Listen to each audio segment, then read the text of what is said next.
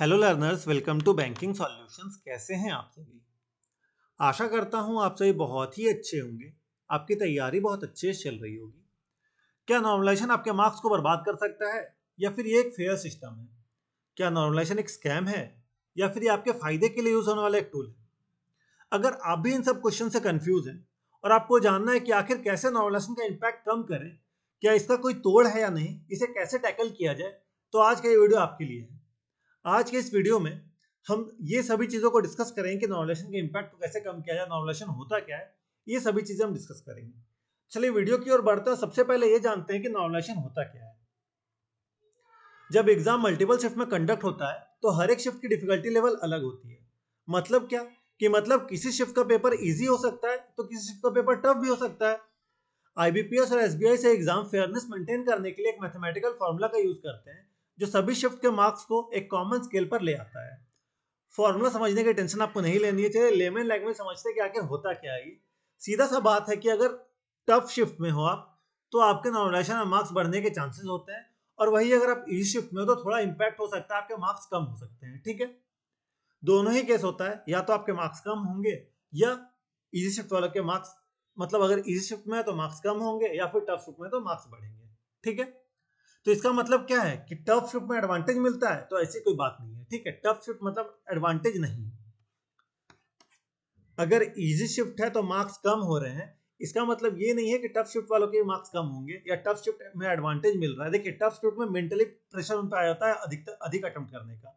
तो इसका मतलब क्या है कि टफ शिफ्ट वालों को दिक्कत है, तो ऐसा कोई बात नहीं है। सारा कुछ इस वीडियो में डिस्कस करेंगे। देखिए, सबसे बड़ा ये बात है ना कि जो मेहनत करता है उसको नॉर्मलाइजेशन से कोई फर्क नहीं पड़ता। नॉर्मलाइजेशन उसका कुछ नहीं बिगाड़ सकता है। अगर आपने मेहनत की है तो आपको नॉर्मलाइजेशन से डरने की कोई जरूरत नहीं है। लेकिन फिर भी अगर आपको ये जानना है कि नॉर्मलाइजेशन को कैसे बीट किया जाए, कैसे टैकल किया जाए, तो देखिए, कुछ मैं आपको चीजें बता रहा हूं जिससे कि आप नॉर्मलाइजेशन को टैकल कर सकते हैं। सबसे पहला स्ट्रैटेजी आपका हाई अटेम्प्ट स्ट्रैटेजी। इसमें आपको मैक्सिमम अटेम्प्ट्स करना है अपने शिफ्ट के अकॉर्डिंग। अगर आप जितना ज्यादा अटेम्प्ट करेंगे उतना आपका मार्क्स अच्छा आने के चांसेस रहेंगे। लेकिन अंधाधुन अटेम्प्ट करने की बात नहीं कर रहा हूं मैं, एक्यूरेसी पे फोकस रखते हुए आपको अटेम्प्ट करने बोल रहा हूं कि एक्यूरेसी कॉम्प्रोमाइज नहीं होनी चाहिए हाई अटेम्प्ट के चक्कर में। आपको अच्छा अटेम्प्ट करना है और आपको एक्यूरेसी पे फोकस करना है। अब ये कैसे होगा? तो आपको टफ क्वेश्चंस को मास्टर करना है। देखिए, एग्जाम में इजी शिफ्ट हो या टफ शिफ्ट हो, आपका कुछ क्वेश्चन टफ रहता ही रहता है। अगर इजी शिफ्ट है तो भी उन टफ क्वेश्चंस को कोई नहीं टच करता है। लेकिन आपका अगर टफ क्वेश्चन पे कमांड है तो आप उन क्वेश्चंस को कर ले जाइएगा। अगर उनको आप कर ले रहे हैं मतलब आप बाकी लोग से आगे हैं। अगर नॉर्मल में मार्क्स कम भी हो रहा है तो ऐसा नहीं हो कि आपको कम करके कट ऑफ से नीचे कर दिया जाए। अगर आपने तैयारी अच्छी रखी है तो आपका मार्क्स कट ऑफ से ऊपर ही रहने वाला है। ठीक है, अब टफ क्वेश्चन से मेरा क्या मतलब है? मान लीजिए क्वांट है, ठीक है, क्वांट का शिफ्ट टफ आता है अधिकतर टाइम। अगर क्वांट का शिफ्ट टफ आया तो आपको किन किन टॉपिक्स पे फोकस रखना है? देखिए, अरिथमेटिक के टॉपिक पे फोकस रखना है और आपको डीआईज पे फोकस रखना है। ठीक है, इनकी प्रैक्टिस अच्छे से करनी है। अरिथमेटिक में कौन कौन सा टॉपिक? तो टाइम स्पीड डिस्टेंस लोग छोड़कर जाते हैं, कंपाउंड से क्वेश्चन लोग छोड़कर जाते हैं, और क्या छोड़ते हैं? तो बोट एंड स्ट्रिंग छोड़कर जाते हैं। ये सभी क्वेश्चन अगर आप प्रैक्टिस कर लेंगे अच्छे से, प्रोबेबिलिटी आता है, प्रोबेबिलिटी अगर छोड़कर जाते हैं तो इन सभी क्वेश्चन को अगर आप मास्टर कर लेते हैं तो एग्जाम में अगर इनसे रिलेटेड क्वेश्चन आता है आप इन्हें पहले कर सकते हैं और आप एज ले सकते हैं बाकी लोग से। डीआईज में अरिथमेटिक डीआई की प्रैक्टिस कर सकते हैं और भी अच्छे लेवल के डीआई की प्रैक्टिस कर सकते हैं।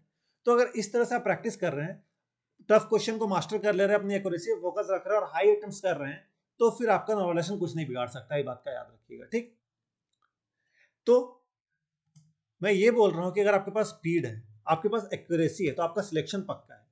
तो आपको हाई अटेम्प्ट रखना। हाई अटेम्प्ट कैसे होगा? स्पीड आपका रहेगा तो आपका हाई अटेम्प्ट होगा, एक्यूरेसी अच्छी रहेगी। अगर आपने टफ क्वेश्चन को मास्टर कर लिया है तो आपका सिलेक्शन पक्का है, कोई आपको रोक नहीं सकता सिलेक्शन लेने से, चाहे वो नॉर्मलाइजेशन आए चाहे कोई भी आए। ठीक है, तो आपको अपनी प्रैक्टिस अच्छे से करनी है, अपना स्पीड अच्छे से मेंटेन रखना है, अपनी एक्यूरेसी रखनी है, सिलेक्शन आपको ले लेना होगा। ठीक है, आपका कोई कुछ नहीं बिगाड़ सकता है। फिर अब नेक्स्ट हम बात करते हैं कि क्या एक्यूरेसी मैटर करता है नॉर्मलाइजेशन के लिए। बहुत बड़ा मिथ फैला हुआ है इसके रिगार्डिंग। बहुत सारी जगह बोला जाता है कि आपका नॉर्मलाइजेशन में एक्यूरेसी मैटर करता है। अगर आप एक दो क्वेश्चन भी रॉन्ग कर दे हो तो आपको नॉर्मलाइजेशन में मार्क्स नहीं मिलता, लेकिन ये पूरा गलत बात है। आपको 100% एक्यूरेसी रखने की जरूरत नहीं है। अगर मान लीजिए एक दो क्वेश्चन आपका गलती हो जा रहा है, देखिए, एक्यूरेसी 100% किसी की नहीं रहती है एग्जाम में, बहुत कम ही लोग हैं, क्योंकि अगर इंग्लिश पूछा जा रहा है एग्जाम में तो एक्यूरेसी कॉम्प्रोमाइज होती ही होती है। दो तीन क्वेश्चन गलत होते ही होते हैं, तो ऐसा नहीं है कि अगर आपके 2-3 क्वेश्चन गलत हो गए तो आपको इंग्लिश अगर टफ है तो आपको नॉलेशन मार्क्स नहीं मिलेगा, ऐसा नहीं होता है, आपको नॉलेशन मार्क्स मिलेगा ही। देखिए मैं आपको एक एग्जांपल बताता हूँ अपना ही। मैंने एसबीआई पीओ दिया था, ठीक है। एसबीआई पीओ में मैंने 30 अटेम्प्ट किए थे रीजनिंग में, और मेरा शिफ्ट टफ आया था, ठीक है। रीजनिंग में मैंने 30 अटेम्प्ट किए थे, और जब मैं एग्जाम देकर निकला तो मुझे पता चला जो वर्ड फॉर्मेशन वाला क्वेश्चन होता है वो क्वेश्चन मैंने रॉन्ग कर दिया है, ठीक है। उसमें मुझे लगा था एक ही क्वेश्चन एक ही वर्ड बन रहा है और मैंने आंसर मार्क करके आया था, बट जब मैं एग्जाम हॉल से निकला तो मुझे पता चला कि वहां पे एक से अधिक वर्ड बन रहे, 2-3 वर्ड बन रहे थे उस क्वेश्चन में। तो वो तो मेरा क्वेश्चन गलत हुआ, तो मेरे मार्क्स कितने आने चाहिए थे? मेरे मार्क्स आने चाहिए थे 28.75, बट मेरे मार्क्स कितने आए थे आपको पता है? मेरे मार्क्स आए थे 29.75। अब ये कैसे हुआ 29.75 क्यों आया? मैं तो गलती भी की थी, तो बाकी एजुकेटर्स के हिसाब से अगर आपकी एक्यूरेसी नहीं हुई तो आपके मार्क्स कम होने चाहिए थे, लेकिन मेरे तो मार्क्स बढ़ गए, मतलब मुझे नॉलेशन मार्क्स मिला।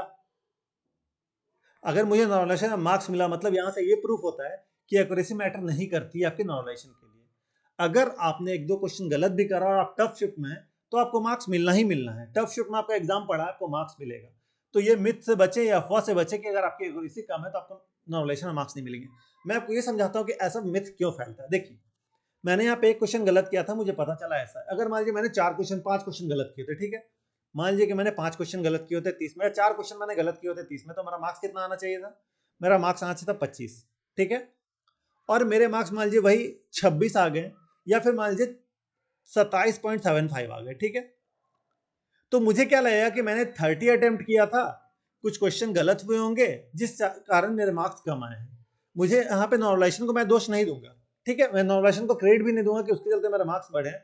मान लीजिए कि मेरे 27.50 आते हैं, तो मैं क्या सोचूंगा, मैंने 2 क्वेश्चन गलत किए होंगे तो 28 मार्क्स आते, और 2 क्वेश्चन गलत होने के 0.5 मार्क्स कट जाते, 7.5, मतलब मैंने 2 क्वेश्चन गलत किया होगा, यही मैं सोचता, ठीक है। बट यहाँ पे मैंने 4 क्वेश्चन गलत किए थे जिसके कारण मेरे 25 मार्क्स आ रहे थे, लेकिन मुझे 27.50 मिला। मतलब अगर आपकी एक्यूरेसी कम है तो आपको पता नहीं चलेगा आपके मार्क्स बढ़े, लेकिन आपके मार्क्स बढ़े होंगे क्योंकि आपको पता ही नहीं आपने कितने सही किए। इसलिए एक्यूरेसी मैटर नहीं करता, मैंने आपको यहाँ पे प्रूफ बताया, ठीक है। तो इस चीज से बचे, इस झूठ से बचे कि एक्यूरेसी मैटर करती है नॉर्मलाइजेशन के लिए, ऐसा कोई बात नहीं है। 1-2 क्वेश्चन हो सकता है, सबके गलत होते हैं, एक्यूरेसी 100% किसी की नहीं रहती है, बात आप याद रखिए, ठीक है। अब अब जो मेन बात है कि और क्या किया जाए कि मैं मार्क्स मेरे, मान लीजिए कि मेरा एग्जाम टफ शिफ्ट में पड़ गया, ठीक है। और मैंने सोचा था कि मैं अच्छे अटेम्प्ट करके आऊंगा, लेकिन अब शिफ्ट टफ आया तो अटेम्प्ट तो ऑटोमेटिकली कम होंगे ही होंगे, जिस कारण मैं पैनिक करके अधिक क्वेश्चन अटेम्प्ट करना शुरू कर दिया, और मैं नॉर्मलाइजेशन नहीं, मेरी एक्यूरेसी के चलते मेरे मार्क्स कम हो गए, उस कारण मेरा सिलेक्शन रुक गया। तो उस टाइम मैं झूठ में जाकर नॉर्मलाइजेशन को ब्लेम करूंगा, नॉर्मलाइजेशन की वजह से मेरे मार्क्स घट गए। ऐसा नहीं होता है।